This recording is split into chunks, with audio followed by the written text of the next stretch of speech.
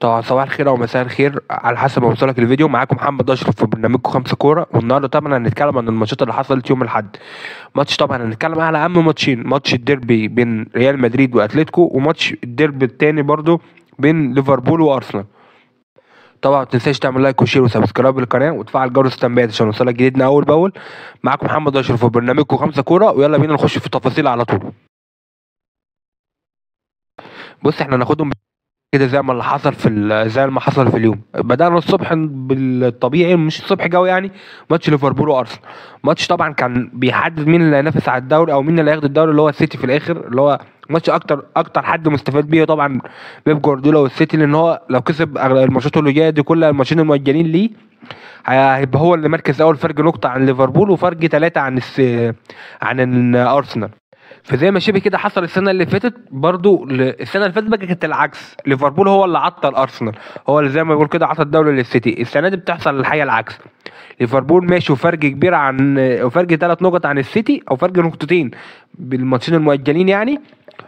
النهارده بيخسر ماتش، انا مش عارف هو خسر بسبب غباء لعيبته بس، مش اكتر يعني. ما فيش حاجه نخش له طبعا في تفاصيل الماتش كتير، بس طبعا يعني زي ما بقول لك، الماتش الوحيد اللي مستفاد منه ارسنال. طبعا استفاد منه ان هو ابتدى يرجع تاني ينافس على الدوري، وبيجي فرق نقطتين بينه وبين ليفربول، وفرق 3 نقط لو السيتي غلب بالمؤجلات بتاعته. وطبعا بس هو زي ما بقول لك يعني، هو المستفيد الاكبر طبعا السيتي ومع بيب جوارديولا. اللي انا وانت عارفين وفاهمين ان السيتي بيجي من شهر واحد كده بيبدا بقى الاستريك بتاعه، اللي هو ايه، بيسن السكاكين بتاعته، بيشوف اللي هو ايه، انزل يجلب لي الدنيا، انا مش هخسر نقطه. من الاخر من ابو ناهيه، ايا كان هلاعب مين اتخن تخين فيك يا بلد، انا هكسبه، ماليش فيه، انا مش هوجع نقط لحد ما بيحسم الدوري في الاخر. فده طبعا مطالب من ان هو سواء ارسنال او ليفربول او اي حد هينافس، وبيخلي الفرق التانية اللي بيتنافس معاه على الدوري مش محتاجه انها توجع نقط، ومش محتاجه اي تعثرات خالص، عشان زي ما بقول لك يفضل كده منافس معاه على الدوري لحد اخر ثانيه. نخش طبعا في الكلام الفني في الماتش النهارده. ارسنال بدا بالتشكيله الطبيعيه بتاعته.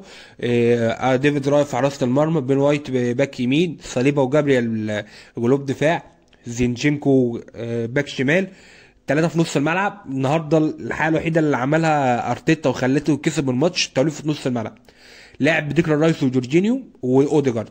التوليفه دي بتدي له كذا اوبشن حلو، بتحرر اوديجارد من المهام الدفاعيه، فبيجي هو قدام. وانا وانت عارفين اوديجارد لو اتحرر من المهام الدفاعيه وبيجي يركز على الحته الهجوميه بس، اوديجارد هيعمل ايه؟ وكان النهارده من نجوم الماتش. تاني حاجه برضو محرر ديكلان رايس، مش هو اللي شال الدنيا لوحده، هو وجورجينيو بيدافعوا، فما شفناش الهفوات الدفاعيه بين يعني من ارسنال النهارده. غير طبعا هم كانوا متحكمين في رتم الماتش. جورجينيو هو بيعرف يعمل الحاجات اللي زي دي، هو جورجينيو كده اللي هو ايه، يتحكم في رتم الماتش، امتى ابطأ، امتى اعلي، امتى اسرع. والثلاثي اللي قدام طبعا كان كاي هافرتس الموجود المهاجم عشان جابريل الخصوص مصاب، وكان ساكا يمين ومارتينيلي شمال.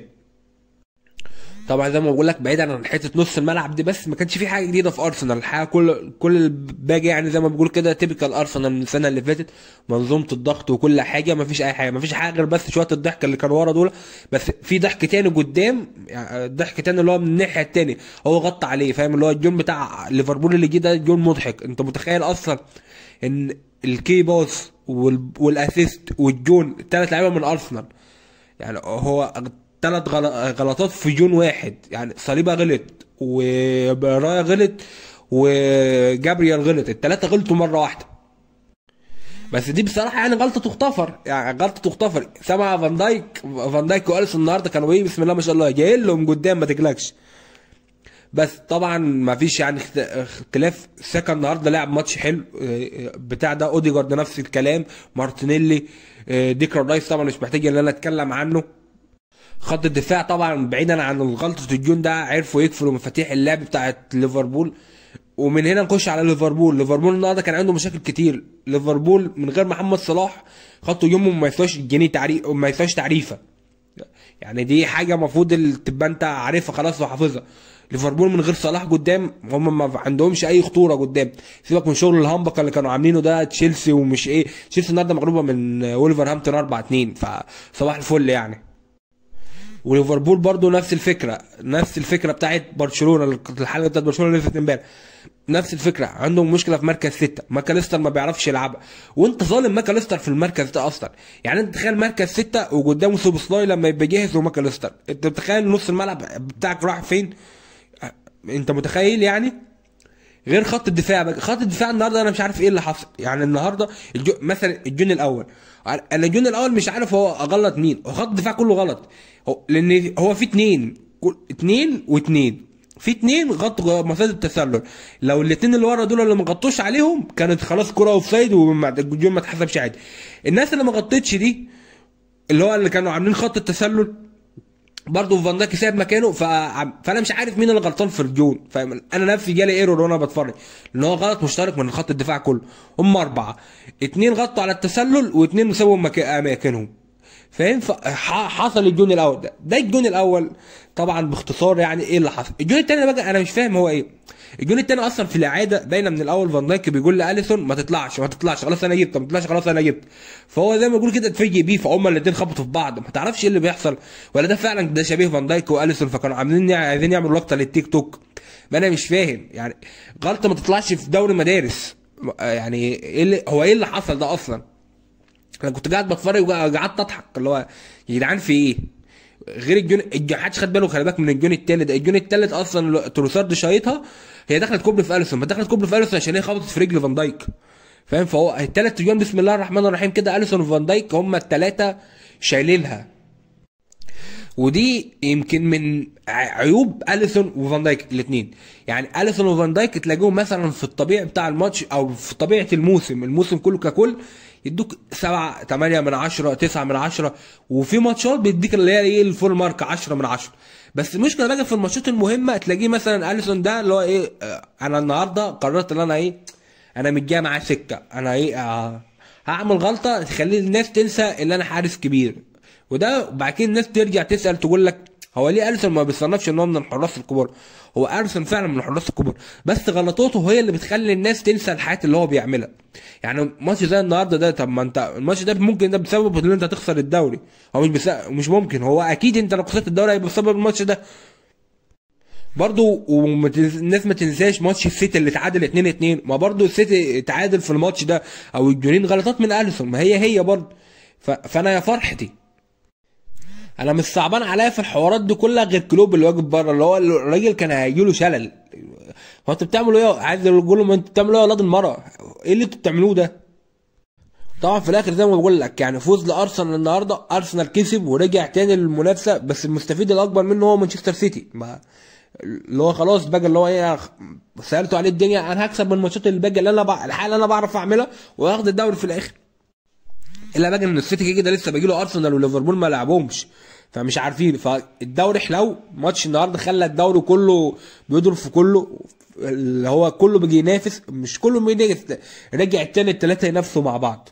وده طبعا ان في دوري تاني الشعل الاكتر، فده هنخش له بقى دلوقتي بالدوري الاسباني. ماتش النهارده زي ما بقول لك هناك السيتي هو المستفيد، ماتش النهارده الجوله دي برشلونه هو اللي مستفاد. برشلونه تاني انا مش عايز اقولها ومش عايز اتعشم، بس هو فعلا برشلونه يعني حظوظه تاني رجعت ان هو ياخد الدوري. اصل انت بيجي فرق 8 نقط بينك وبين الريال، في ماتش بينه وبينك، وفي ماتش بين الريال وجيرونا، كده ادي 6 نقط موجودين، ما هيبقى فرق نقطتين، وكده الريال هيوجع كتير، الريال بكميه الاصابات اللي عنده دي اكيد هيوجع. وكمان جيرونا ابتدى اللي هو ايه، ابتدى هيوجع نقط. قلنا من اول الموسم جيرونا ايوه مشروع حلو وفريق حلو وكورته حلوه، بس فريق مش هياخد بطوله، مش من اول سنه هيبدا ينافس هياخد البطوله، لسه هيتعلم وابتدى ينقط له جولتين بيتعادل. جيرونا كده هيفنش توب فور كده مفيش خلاف عنها، بس هو اللي خلي بالك هيحدد مصير الدوري رايح فين. يعني هو ماتش جاي مع ريال مدريد، لو غلب ريال مدريد بنسبه 80% برشلونه رجع تاني ينافس على الدوري. وماتش مع برشلونه برضه هو اللي هيحدد الدنيا شويه، هتشوف انت كده برشلونه برضه لسه باقي لها جيرونا الدور الثاني لسه ما لعبتوش. فزي ما تقول كده الدوري الاسباني ولع. نخش بقى شويه نتكلم في الماتش. الريال النهارده ما ابقى كداب لو قلت لك حي عليه ان هو ما فيش حد يلعب اصلا، هو ما فيش غير ال 11 لعيب دول اللي بدا بيهم، هو ما فيش غيرهم. الحاله الوحيده اللي كانت ممكن تتعمل ان هو كان يلعب فران جارسيا باك شمال ومندي هو يلعب قلب دفاع، وانا ما اعتقدش ان انشيلوتي عنده ثقه في مندي باك الشمال عشان يحطه قلب دفاع اصلا.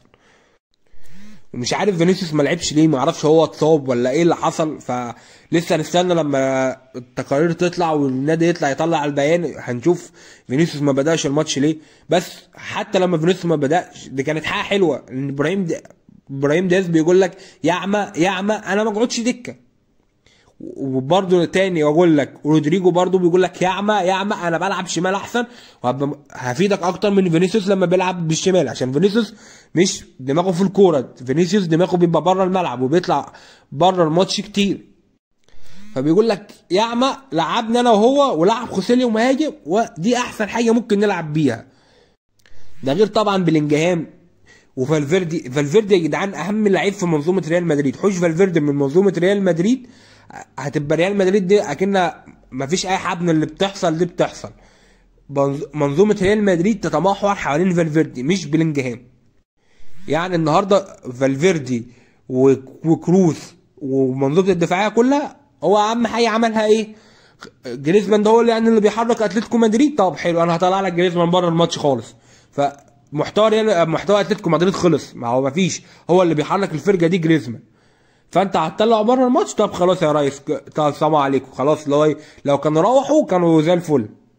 فالنهارده الماتش كان حلو قوي اصلا بينهم هما الاثنين. وابراهيم دياز ده انا مش عارف اصلا هو قاعد على الدكه ليه، انا مش فاهم. هو كويس ان هو قاعد على الدكه، انا كواحد برشلوني فرحان ان هو واحد قاعد على الدكه، لان هو الواد عنده كميه حلول هتفيد الفريق وهيبقى افيد من اي حد بيلعب في مركزه، بس انا مش فاهم. بس ده كلام عن الماتش. حاجه تاني بس عايز اتكلم فيها، جون اتلتيكو مدريد جانا اوف سايد، هو فعلا اوف سايد. مش فاكر مين اللي كان متداخل، هو كان حاجب الرؤية على اللونين بس. يعني بعيد عن حته التحكيم دي، هو فعلا في حاجه، هو في الماتشات اللي فاتت كتير حاجات للتحكيم بتفيد ريال مدريد، بس الماتش ده ما فيهوش حاجه. جون ريال مدريد عادي بتاع ده، جون اتلتيكو مدريد اوف سايد فعلا، هو ده قانون اللعبه، هو الراجل حاجب الرؤيه وبيتدخل في اللعبه كان موجود. تتفق مع القانون، بس هو ده القانون موجود والحكم بيمشي ورا القانون وحسب.